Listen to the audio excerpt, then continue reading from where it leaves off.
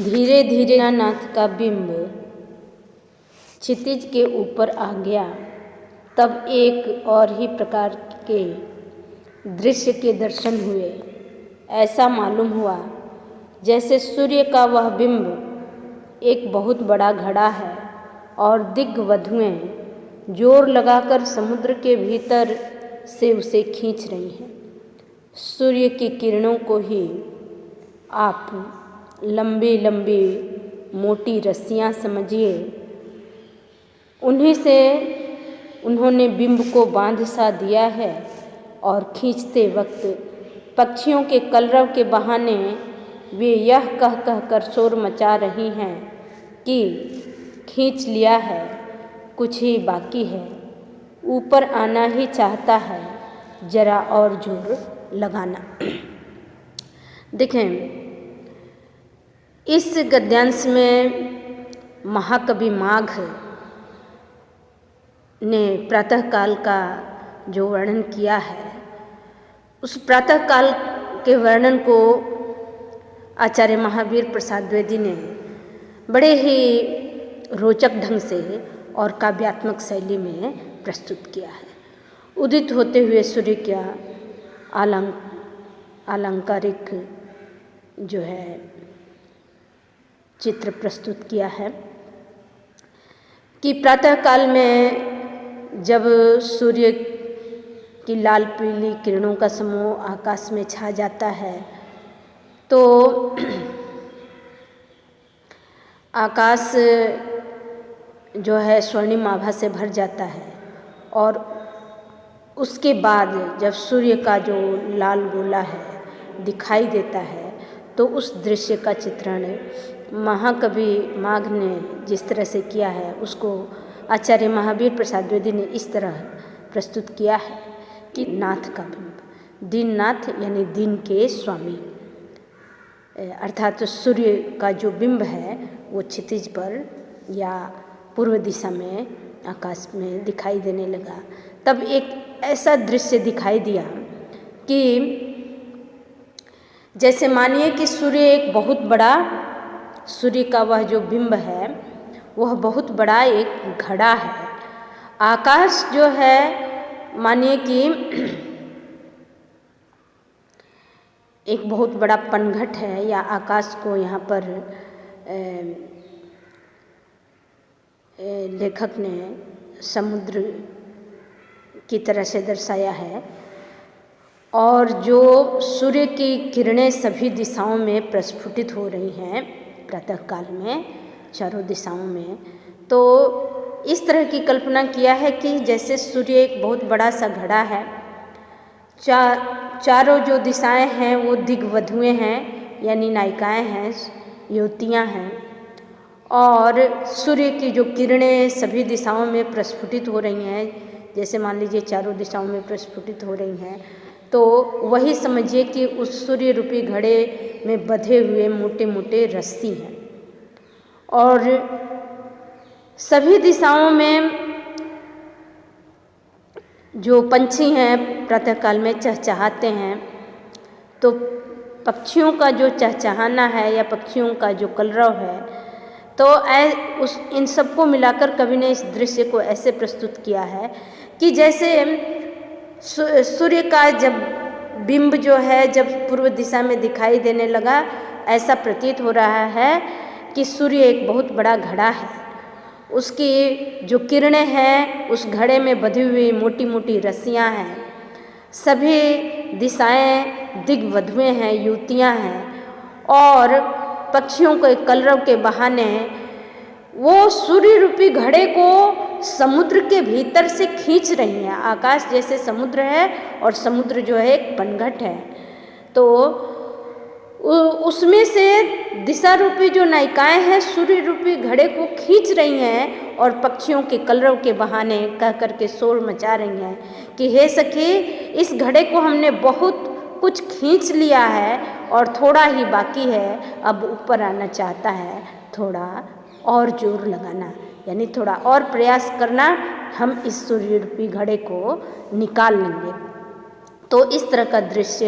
यानी एक अलंकारिक शैली में, काव्यात्मक शैली में लेखक ने प्रातःकाल के दृश्य को इस तरह से चित्रित किया है। जैसे इसमें एक प्रश्न बन सकता है कि लेखक ने किसको एक बहुत बड़े घड़े के रूप में माना है, तो सूर्य के बिंब को एक बहुत बड़े घड़े के रूप में माना है। जैसे दिग्वधुएं का अर्थ है दिशा रूपी वधुएं या दिशा रूपी नायिकाएं। और इसी तरह से पक्षियों के कलरव के बहाने दिग्वधुएं क्या कह रही हैं, तो पक्षियों के कलरव के बहाने दिग्वधुएं कह रही हैं कि हे सखी, हमने इस घड़े को खींच लिया है काफ़ी हद तक, थोड़ा सा ही बाकी है, थोड़ा और प्रयास करना, अब हम इसे पूरी तरह से बाहर निकाल लेंगे। तो इस तरह से प्रातःकाल का चित्रण किया है। अब उसके आगे के अवतरण को देखेंगे। दिगंगनाओं के द्वारा खींच खांच कर किसी तरह सागर की सलिल राशि से बाहर निकाले जाने पर सूर्य बिंब चमचमाता हुआ लाल लाल दिखाई दिया। अच्छा बताइए तो सही, यह इस तरह का क्यों है? हमारी समझ में तो यह आता है कि सारी रात पयोनिधि के पानी के भीतर जब यह पड़ा था, तब बड़वाग्नि की ज्वाला ने इसे तपाकर खूब दहकाया होगा, तभी तो खैर या खदिर के जले हुए कुंदे के अंगार के सदृश लालिमा लिए हुए यह इतना शुभ्र दिखाई दे रहा है। अन्यथा आप ही कहिए, इसके इतने अंगार गौर होने का और क्या कारण हो सकता है?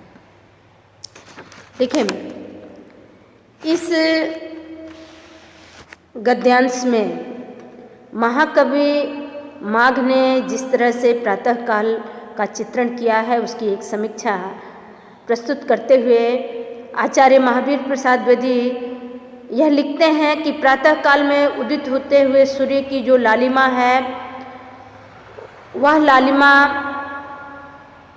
कितने रंग को लिए हुए है, कितने आकर्षक रूप को लिए हुए है कि प्रातःकाल में सूर्य जो है अंगारे की तरह से दहकता हुआ दिखाई देता है। कभी कभी सूर्य का जो गोला है वह बिल्कुल दहकते हुए अंगारे की तरह से दिखाई देता है। देखिए, अगर प्रातःकाल के दृश्य को हम देखने लगे, यानी सूर्योदय होने से पहले हम बैठ जाएं इसे देखने के लिए, तो हम देखेंगे प्रत्येक पल सूर्य के रंग में परिवर्तन होता है। तो कवि ने उसी उदित होते हुए सूर्य की लालिमा का वर्णन किया है और बहुत अद्भुत कल्पना की है कि पिछले अवतरण में हमने देखा कि जैसे सूर्य एक बहुत बड़ा बिंब है, एक घड़ा है, और वह जो है समुद्र के जल में डूबा था, और प्रातःकाल में जो है दिशा रूपी जो नायिकाएं हैं, दिग्वधुएं हैं, वो सूर्य रूपी घड़े में मोटी रस्सियां बांधती हैं। अर्थात जो सूर्य की किरणें सभी दिशाओं में प्रस्फुटित हो रही हैं, समझिए कि सूर्य रूपी घड़े में बंधी हुई मोटी मोटी रस्सियां हैं, जिस घड़े को दिशा रूपी जो नायिकाएं हैं वो जोर लगा करके खींच रही हैं। अब वहाँ उसके बाद के दृश्य का कवि ने इस तरह से चित्रण किया है कि दिग अंगनाओं, दिग यानी दिशा, अंगना यानी स्त्री, यानी दिशा रूपी नायिकाओं द्वारा, स्त्रियों द्वारा खींच खांच कर किसी तरह से सूर्य का जो बिंब है, जो घड़ा है, जब बाहर आया सागर की सलिल राशि से, यानी समुद्र के जलराशि से जब वह बाहर आया तो ऐसे उसका बिंब एकदम आग की तरह से चमकता हुआ लाल लाल दिखाई दे रहा है। कवि की एक अद्भुत कल्पना है कि बताइए यह इस तरह से आग की तरह से चमकता हुआ लाल रंग का क्यों दिखाई दे रहा है? तो कवि ये कल्पना करता है कि मेरे समझ में तो ये आता है कि यह रात भर समुद्र में डूबा रहा,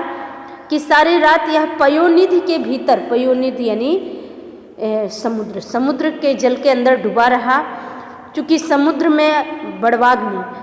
और बड़वाग्नि की ज्वाला ने इसे तपाकर खूब दहकाया होगा। समुद्र में बड़वाग्नि लग गई थी, यानी जल के अंदर लगने वाली आग को हम बड़वाग्नि कहते हैं। देखिए, आग 3 प्रकार की होती हैं।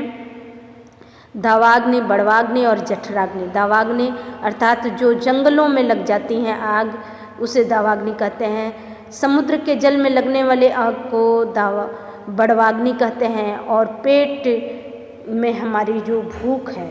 उसे हम जठराग्नि कहते हैं। पेट के अंदर की आग को हम जठराग्नि कहते हैं, जिसके कारण हमारी भूख जो है